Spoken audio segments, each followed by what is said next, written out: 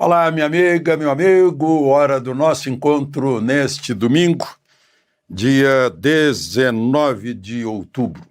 No 19 de outubro, em 1943, anunciou-se que havia sido isolada a streptomicina num laboratório da Universidade de Rutgers, em Nova Jersey, Estados Unidos, para combater o bacilo de Koch, para combater a tuberculose. Foi essencial a streptomicina. No ano passado, no Brasil, morreram 6 mil pessoas. Teve 84 mil casos de tuberculose no Brasil, no ano passado. Agora, em 2020, era bem menos, 69 mil.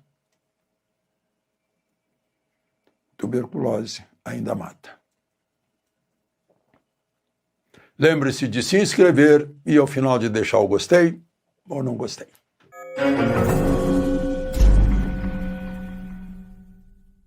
Eu fiquei boquiaberto na sexta-feira, quando eu olhei os índices econômicos e vi que o dólar estava caindo e a bolsa subindo.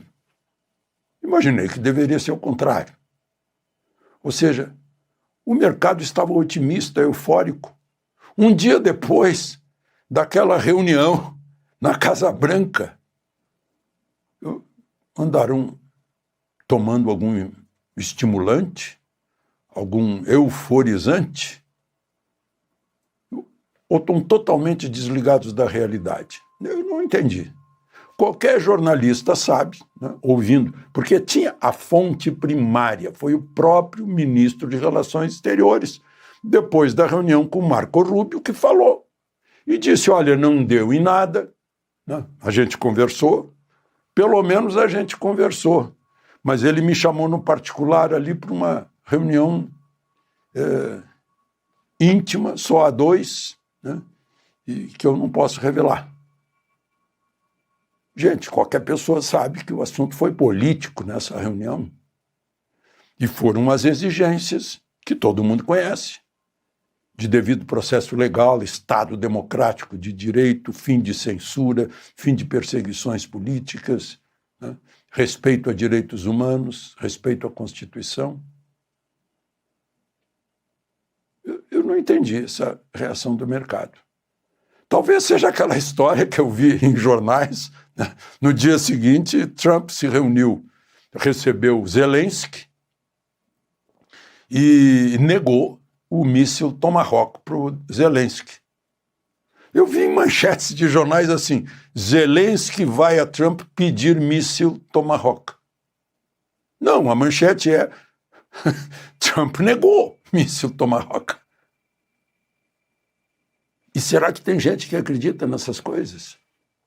Não é só para vocês saberem o que é esse míssil. Ele pode fugir do radar, ele pode ter uma trajetória a 30 metros do solo, ele pesa aí uns 1.500 quilos, tem uns 6 metros de comprimento, e pode alcançar 1.600 quilômetros por aí.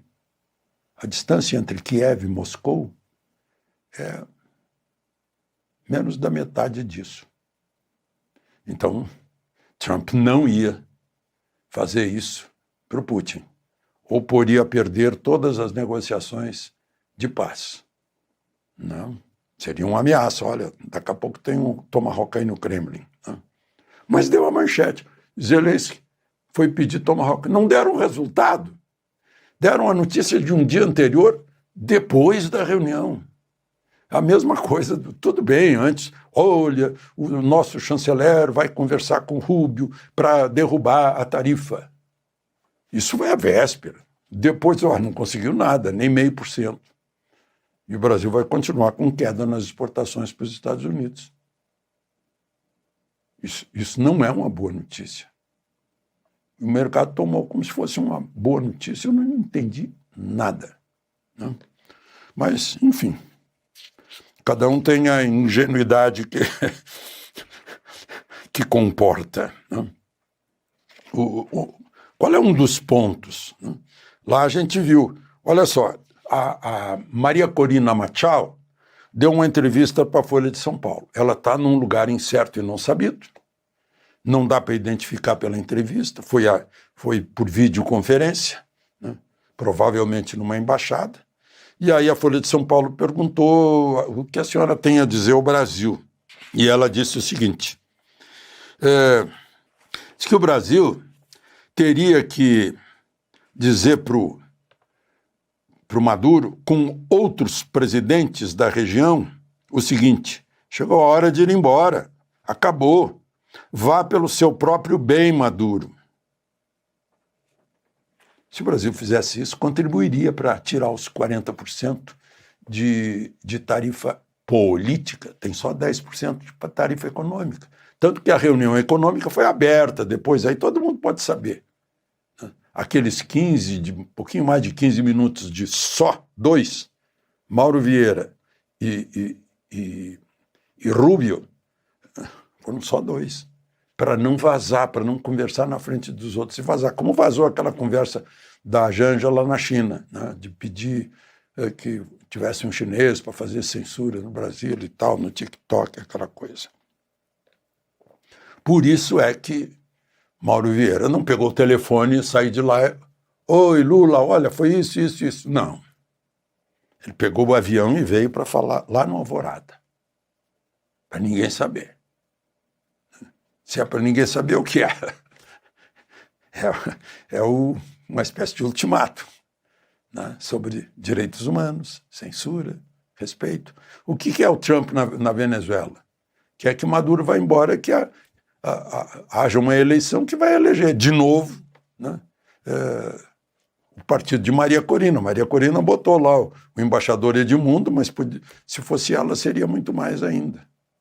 Assim como Trump falou exatamente do amigo Bolsonaro perseguido. Né?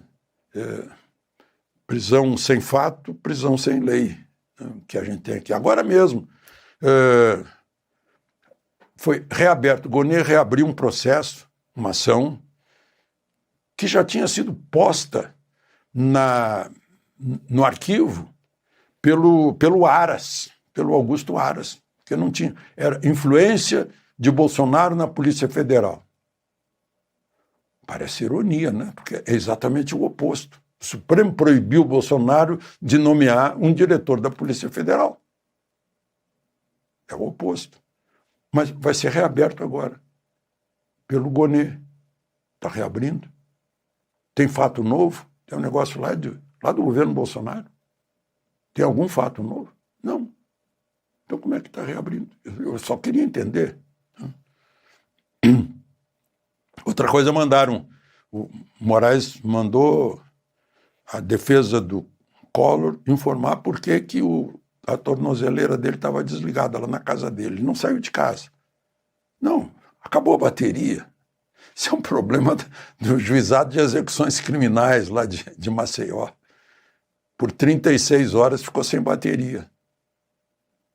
Vai recolher o Collor para a prisão por causa disso, porque ficou sem bateria? Meu Deus, é uma atrás da outra. Né? Bom, é tanta coisa. Bom, mas aí Lula mostrou que não quer entendimento nenhum com os Estados Unidos. Os exportadores brasileiros que se danem. Os discursos que ele fez há pouco, ele foi lá no 16º Congresso do Partido Comunista do Brasil. Por que ele foi? Porque o PCdoB é ligado ao PT. É ligado mesmo com acordos aí de federação, algo assim. Foi lá e fez um discurso defendendo os ditadores. Maduro, Cuba, etc. Aliás, pela primeira vez eu vi Lula, estava de terno e tênis.